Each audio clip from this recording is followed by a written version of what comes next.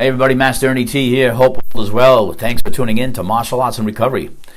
Today I'd like to talk to you about stories. You know, we all have a story. From the time that we are born to the time that we pass on, we have a story. And a lot of times our story is very empowering. It's very powerful. It's an awesome tool. And we get a chance to help others. I know I get a chance to help others with my story. It's one of my biggest tools in my toolbox is being a recovery coach. See, my story started out in a small town called Barrington, Rhode Island.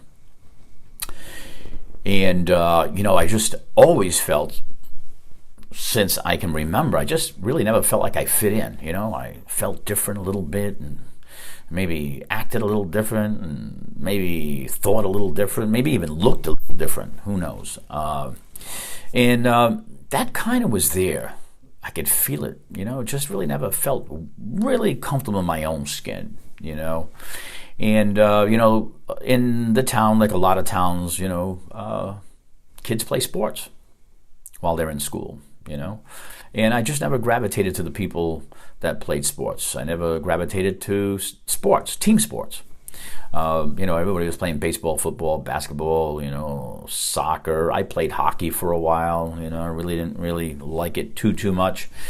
But I knew I was athletic, I felt as though that, there was something in me that I liked athleticism, but it just really didn't occur to me that I could be doing something else besides team sports in those days, And I remember picking up a muscle magazine, Joe Weider's muscle magazine, and Schwarzenegger was on the front cover.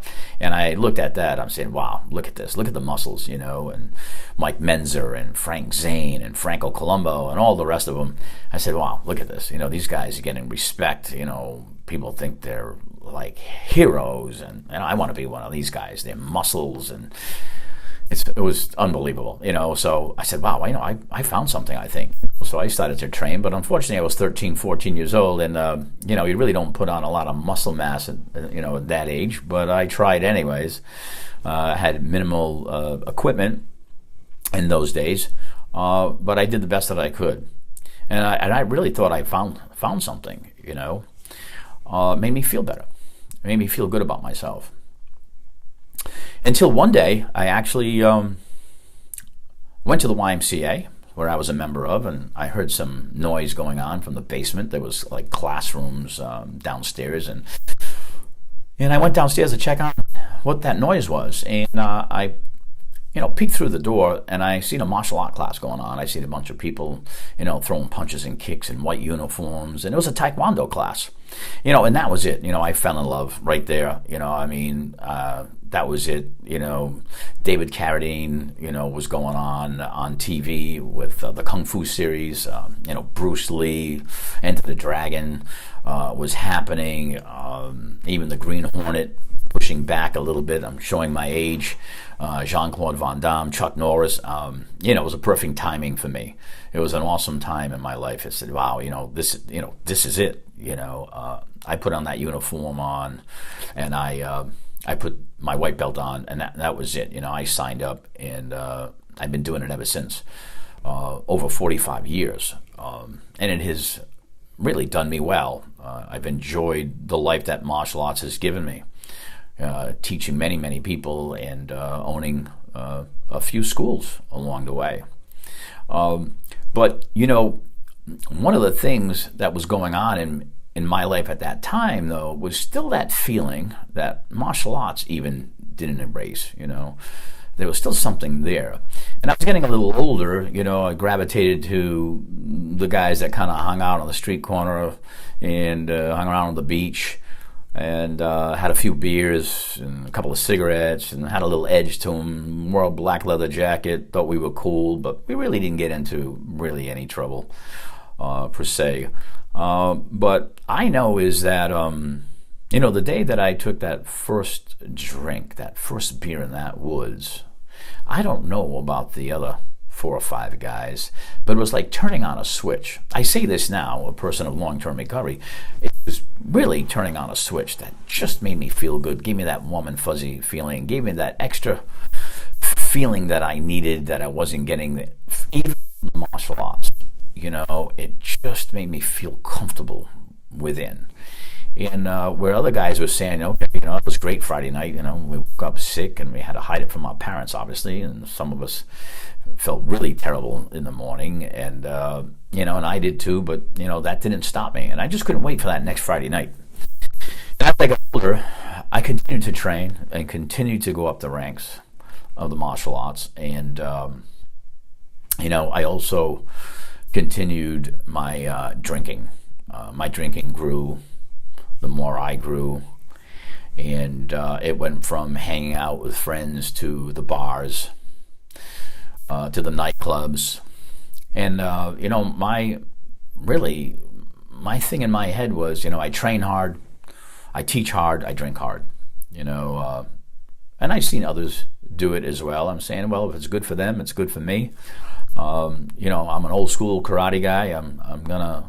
I can handle this, you know, and do this, and it's back on me. You know, every year it got worse because alcoholism is a progressive disease. And long story short, it you know, started to take things away from me. You know, my training became a problem. My personal life became a problem. Finances became a problem. And all along, I'm trying to run two lifestyles: the health, fitness, bodybuilder, karate, martial arts, fitness guy, and, you know, the guy that went out and drank all night, hit the bars and the clubs, come home 3 or 4 o'clock in the morning, and then, you know, and get up and do it all over again. And that worked for many, many, many years.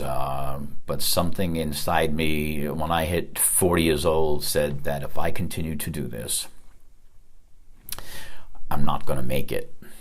And July 8th, 1997 was the day that I woke up, literally woke up, had an awakening, and I put my tail between my legs and my ego aside, and quit beating myself up for not having enough discipline to stop drinking on my own, and I asked for help. And I got help, and I went to AA, and I did all the right things, and acquired my own little recovery program that worked for me. And it's been 22 years since I've had a drink, and I have a life now that is really second to none. You know, I get a chance to still teach martial arts part-time. I get a chance to be a recovery coach, a peer recovery specialist, and help others that are struggling with their addiction. And so life is pretty good. It's not perfect, and it never will be. But I've learned a lot of lessons over the years, so I'm hoping that I can help you. So please contact me if you need anything. My email is masterteaka@aol.com. You can look me up on Facebook. My website is mastererniet.com. And I will continue to make these videos and hopefully reach out to as many people as I possibly can. So stay strong. Stay recovery strong. Blessings.